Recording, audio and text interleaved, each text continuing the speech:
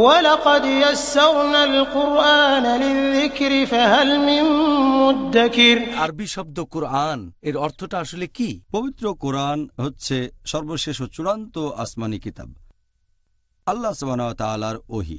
এটা নাজিল হয়েছিল সর্বশেষ ও চূড়ান্ত রাসূল মুহাম্মদ সাল্লাল্লাহু আলাইহি সাল্লামের উপর।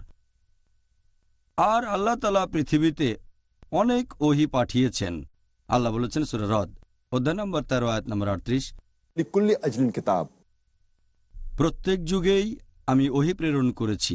অনেক ওহী আছে, নাম দিয়ে কোরআনে 4টা ওহীর কথা আছে, তাওরাত, জাবুর, ইনজিল আর কোরআন।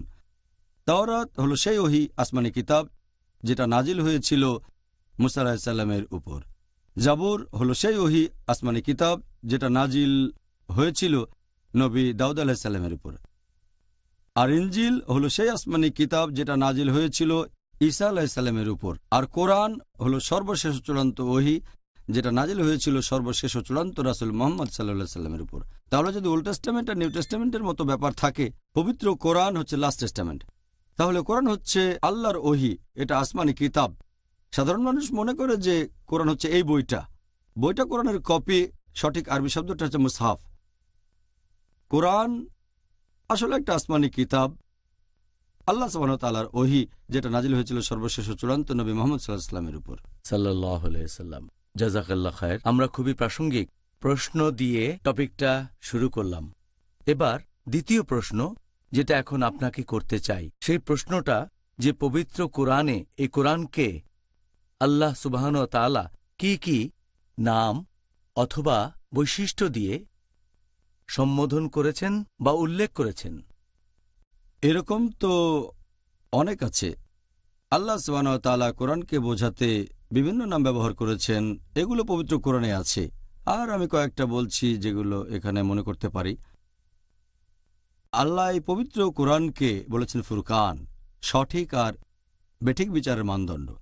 সূরা ফুরকান অধ্যায় 25 আয়াত 1, এখানে পুরো একটা অধ্যায় 25 নাম দেওয়া হয়েছে ফুরকান, সঠিক আর বেঠিক বিচারের মানদণ্ড। এছাড়াও সূরা বাকারা অধ্যায় 2 আয়াত 185-তে ফুরকান শব্দ ব্যবহার হয়েছে। আল্লাহ সুবহানাহু ওয়া তাআলা এছাড়াও পবিত্র কোরআনকে বলেছেন তানজিল, তার মানে আসমানি কিতাব। সূরা শুরা অধ্যায় 26 আয়াত 192। এছাড়াও কোরআনকে বলা হয়েছে জিকির অর্থাৎ বাণী। সূরা আম্বিয়া অধ্যায় 21 আয়াত 50।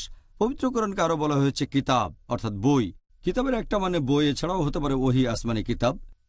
সূরা ইউসুফ অধ্যায় 12 আয়াত 1। পবিত্র কোরআনকে বলা হয়েছে নূর অর্থাৎ আলো, আছে সূরা নিসা অধ্যায় 4 আয়াত 174।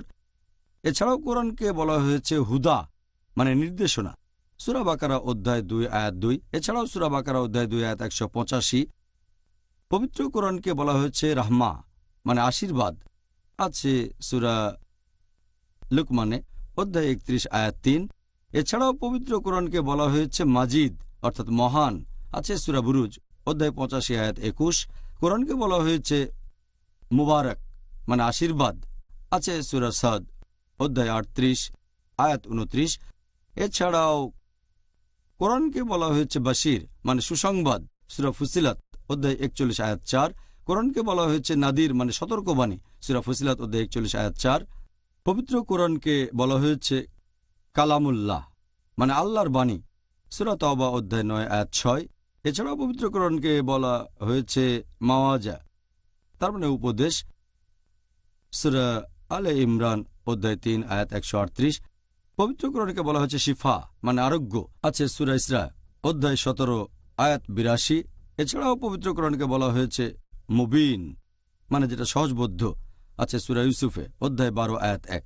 এই হচ্ছে পবিত্র কোরআনের বেশ কিছু নাম যেগুলো আল্লাহ তাআলা পবিত্র কোরআনে উল্লেখ করেছেন। সুবহানাল্লাহ। আপনি কি গুনে দেখেছেন? মনে হচ্ছে অনেক নাম। আসলে এরকম অনেক আছে, অনেক নাম আছে। আমি যদি আর একটু চিন্তা করি তাহলে আরো কয়েকটা বলতে পারবো। আর এই সবগুলো নামই নির্দেশ করছে পবিত্র কোরআনকে। সুবহানাল্লাহ।